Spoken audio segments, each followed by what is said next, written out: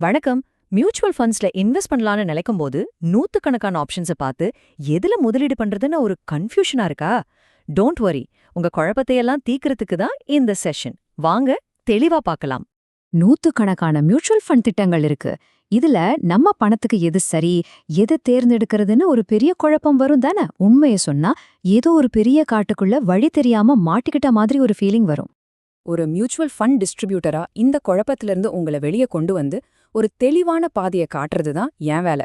நல்ல விஷயம் என்னன்னா, நமக்கெல்லாம் உதவுறதுக்கு செபியே ஒரு சூப்பரான மேப், அதாவது ஒரு வழிகாட்டியை கொடுத்துருக்காங்க.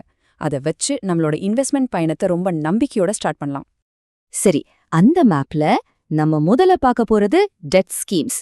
நம்ம முதலீட்டு பயணத்துக்கு ஒரு ஸ்ட்ராங்கான ஃபவுண்டேஷனை போடுறதுல இருந்து ஆரம்பிக்கலாம் வாங்க.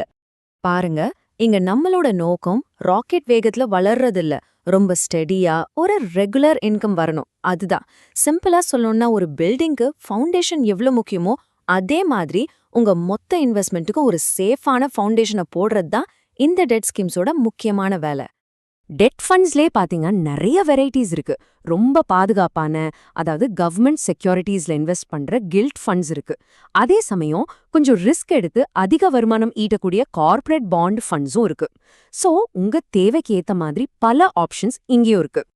அதனால தான் நம்ம ரிஸ்க் ரிட்டர்ன் ஸ்கேல்ல பார்த்தா டெட் திட்டங்கள் குறைவான ரிஸ்க் குறைவான ரிட்டர்ன் பகுதியில வருது. இதுதான் உங்க போர்ட்ஃபோலியோவோட அஸ்திவாரம்னு சொல்றதுக்கு இது ஒரு முக்கியமான காரணம். சரி, இப்போ நம்ம மேப்போட அடுத்த பகுதிக்கு போலாம். எங்க அதிக வளர்ச்சிக்கு வாய்ப்பு இருக்கோ அந்த இடத்துக்கு, அதாவது ஈக்விட்டி திட்டங்களை பத்தி பார்க்கலாம்.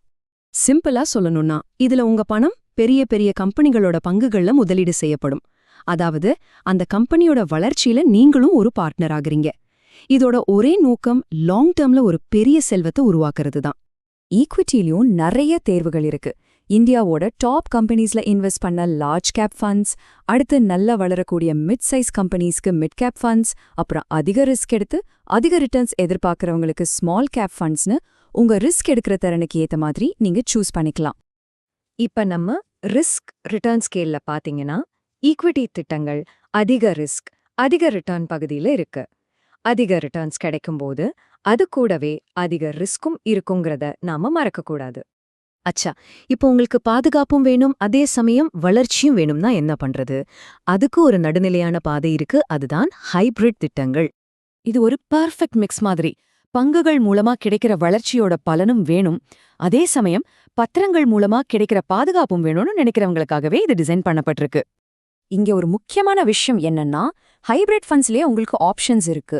உங்களுக்கு சேஃப்டி தான் முக்கியம்னா டெட் அதிகமா இருக்கிற கன்சர்வேட்டிவ் ஃபண்டையும், இல்ல வளர்ச்சி தான் முக்கியம்னா ஈக்விட்டி அதிகமா இருக்கிற அக்ரெசிவ் ஃபண்டையும் நீங்க தேர்ந்தெடுக்கலாம். இப்போ நம்ம ரிஸ்க் ரிட்டர்ன் ஸ்கேல பாருங்க.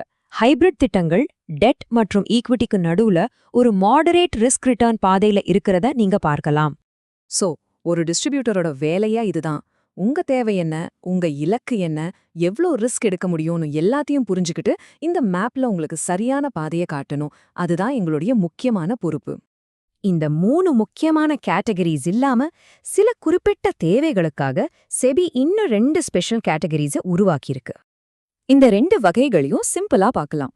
ஒன்னு, உங்க ரிட்டையர்மெண்ட் அல்லது உங்க பிள்ளைங்களோட படிப்பு மாதிரி ஒரு குறிப்பிட்ட இலக்குக்காக முதலீடு செய்யறது.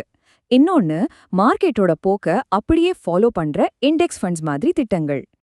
அப்போ முக்கியமான பாயிண்ட் என்னன்னா, இந்த கேட்டகரிஸ் எல்லாம் ஒவ்வொருத்தரோட தேவைக்கும் எப்படி பொருந்துதுன்னு புரிஞ்சுக்கிறது தான். சரி, நம்ம பயணத்தை ஒரு தடவை சுருக்கமா பார்த்துடலாமா? வாங்க. இப்ப இந்த டேபிள பாத்தீங்கன்னா எல்லாத்தையும் ஒரே இடத்துல ரொம்ப நீட்டா தொகுத்து காட்டியிருக்கோம்.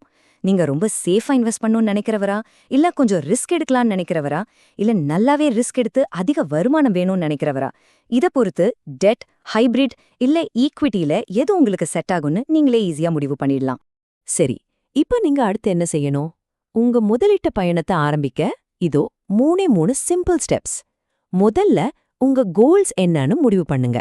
2வது, உங்களால எவ்வளவு ரிஸ்க் எடுக்க முடியும்னு புரிஞ்சுக்கோங்க. கடைசியா இந்த மேப்பை வச்சு உங்களுக்கு பொருத்தமான கேட்டகரியில உங்க தேடல ஆரம்பிங்க. சரி, இப்போ உங்க கையில ஒரு தெளிவான மேப் இருக்கு. இனிமே குழப்பத்துக்கு இடமே இல்ல. சொல்லுங்க, இந்த மேப்பை வச்சு உங்க முதலீட்டு பயணத்தை எங்கிருந்து தொடங்க போறீங்க? யோசிங்க. உங்களுக்கான சரியான பாதையை தேர்ந்தெடுத்து உங்க முதல் அடிய நம்பிக்கையோட எடுத்து வைங்க.